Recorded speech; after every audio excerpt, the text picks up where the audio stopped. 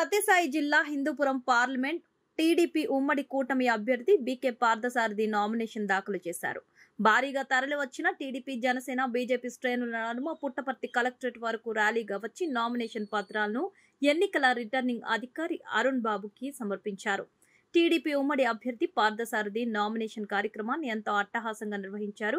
కార్యక్రమానికి 6 నియోజకవర్గాల నుంచి వేలాది ప్రజలు, టీడీపీ, జనసేన, బీజేపీ కార్యకర్తలు, అభిమానులు భారీగా తరలివచ్చారు. దీంతో పుట్టపర్తి నగర పురవీధులన్నీ పసుపు, జనసేన, బీజేపీ జెండాలతో రెపరెపలాడాయి. ఈ సందర్భంగా పార్థసారథి మాట్లాడుతూ, ప్రజల ఆశీస్సులతో రాష్ట్రంలో టీడీపీ గెలవడం ఖాయమని, ముఖ్యమంత్రిగా చంద్రబాబు, ఎంపీగా తాను ప్రమాణ స్వీకారం చేస్తామని పేర్కొన్నారు. ఈ కార్యక్రమంలో జిల్లా అధ్యక్షుడు కొల్లుకుంట అంజనప్ప, పెనుగొండ ఎమ్మెల్యే అభ్యర్థి సవితమ్మ, మాజీ ఎమ్మెల్సీ గుండుమల తిప్పేస్వామి, నాయకులు సామకోటి ఆది, గోరంట్ల నరసింహులు తదితరులు పాల్గొన్నారు. వైండింగ్ కి అదేవిధంగా మనం ఇరిగేషన్ రంగానికి ఆ రోజు 12,000 కోట్ల రూపాయలు మన రాయలసీమలో ఖర్చు పెడితే ఈయన ఈ పెద్ద మనిషి 5 సంవత్సరాల కాలంలో 2,000 కోట్లు మాత్రమే ఖర్చు పెట్టడం జరిగింది. వైండింగ్ పూర్తి అయితే మొత్తం రాయలసీమ ప్రాంతం అంతా కూడా సస్యశ్యామలమవుతుంది. అదేవిధంగా రేపు భవిష్యత్తులో చంద్రబాబు నాయుడు గారు ముఖ్యమంత్రి అయిన తర్వాత ఆ వైండింగ్ ని పూర్తి చేస్తాం. శరవేగంగా అన్ని ప్రాంతాలకి నీళ్లు ఇస్తాం.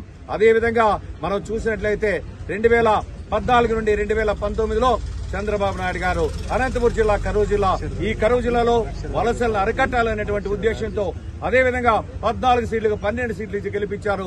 ఈ రోజు నేను ముఖ్యమంత్రిగా ఉన్నానంటే దానికి ఈ ముఖ్యంగా అనంతపురం జిల్లా ప్రజానీకం కాబట్టి వాళ్ళకి ఏ విధంగానైనా కూడా రుణం తీర్చుకోవాలనేటువంటి ఒక సంకల్పంతో, ఒక ఉద్దేశంతో ఆ రోజు ప్రతిష్టాత్మకమైనటువంటి సౌత్ కొరియాకు చెందినటువంటి కియా పరిశ్రమ 13,000 కోట్ల రూపాయలు వెచ్చించి కియా పరిశ్రమ తీసుకురావడం జరిగింది. కియా ద్వారానే 50,000 ఉద్యోగాలు డైరెక్ట్ గా, ఇండైరెక్ట్ గా ఈ రోజు వచ్చిందంటే దానికి చంద్రబాబు నాయుడు గారి కారణం. అదేవిధంగా అనుబంధ సంస్థలు కనుక ఇంకా ఒక 15 అనుబంధ సంస్థలు వచ్చిందంటే ఇంకా ఒక 50-60 ఉద్యోగాలు వచ్చేది.